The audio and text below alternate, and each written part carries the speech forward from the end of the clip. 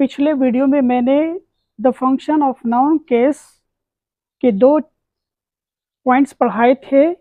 आज तीसरा है पॉजेसिव केस। आज पॉजेसिव केस में हम पढ़ेंगे कि क्या पॉजेसिव केस होता है, इसको कैसे समझा जाए। ये बहुत ही सरल होते हैं, एग्जाम्स में अक्सर पुट किए जाते हैं ऐसे एग्जाम्स में। तो आज हम पूरा डिटेल में इसके बारे में पढ़ते हैं। आज तीसरा है function of noun the case, यानी केस पढ़ रहे हैं। तीसरा है possessive case. The form of noun that shows ownership or possession is said to be in possessive case। साफ कह रहा है कि नाउन का ऐसा रूप होता है जो ओनरशिप को दिखाता हो या फिर पोजेशन का दिखाता हो, उसे हम पॉजेसिव केस कहते हैं। जिसे कहते हैं हक होता है, हमारा अधिकार होता है, मालिकाना हक होता है, उसे कहते हैं पॉजेसिव केस। लेकिन पॉजेसिव केस में क्या होता है, हम एक्चुअली क्या करते हैं कि किसी भी नाउन में हम अपॉस्ट्रोफी एस लगाते हैं। ठीक है, जैसे यह मेरा घर है, तो यहाँ पर पॉजेसिव केस क्या हुआ कि मेरा घर है, तो यहाँ पर दिस इज माय हाउस, तो यहाँ पर मेरा अधिकार दिखता है, तो this is called possessive case. ठीक है, तो वो हम एग्जाम्पल्स के थ्रू, एग्जाम्पल्स के माध्यम से समझते हैं। दिस इज रूपाज हाउस, यह रूपा का घर है। आप देख रहे हैं ये रूपा किसका घर है, आंसर आएगा रूपा का घर है। तो ये हाउस जो है किससे रिलेटेड है, रूपा से, यानी कि रूपा का अधिकार उस घर पे है। तो जिस घर पे जिसका अधिकार होता है वो आपका पॉजेसिव केस होता है, यानी कि यहाँ पे रूपा का घर है, ये किसी और का नहीं है, रूपा का घर है।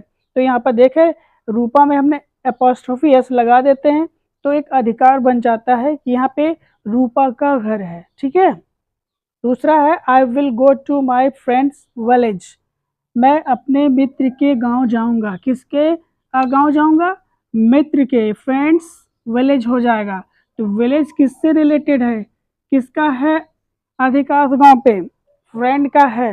तो फ्रेंड से और विलेज का एक संबंध है, उसका एक ओनरशिप अधिकार है, that is said to be possessive case.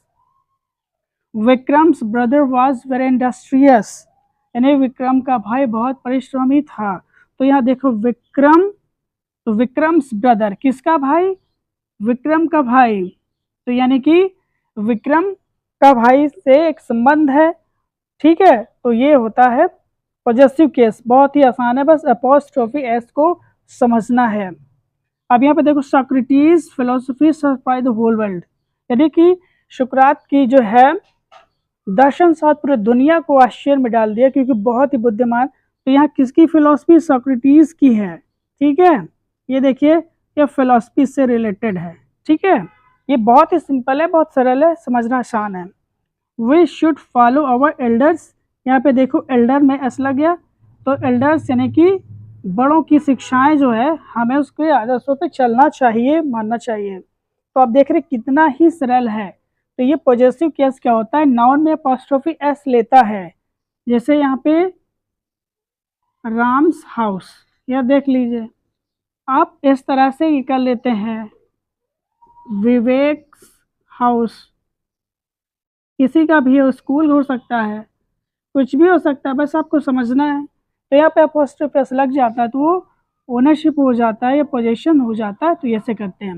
कभी कभी हम अपॉस्ट्रोफी एस नहीं लगा लेते हैं, बल्कि दूसरा चीज़ लगा लेते हैं, वो भी देख लीजिए। यहाँ पे एक लिखते हैं आई, यहाँ पे लिखिए आई वांट टू बारो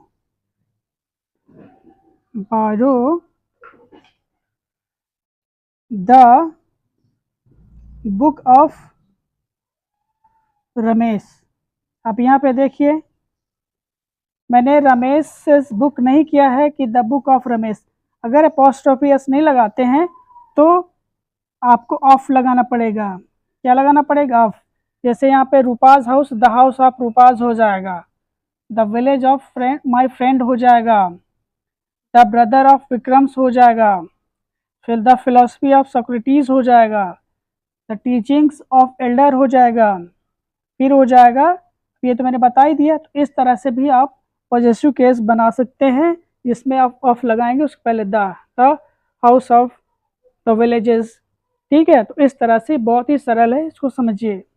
अब इसमें बताया गया कि कुछ ऐसे पॉजेसिव केस होते हैं जिसमें ओनरशिप या पोजेशन नहीं होता है, बिलोंगिंग्स नहीं होता है, बल्कि कुछ और होता है, वो हमें जान लेना चाहिए।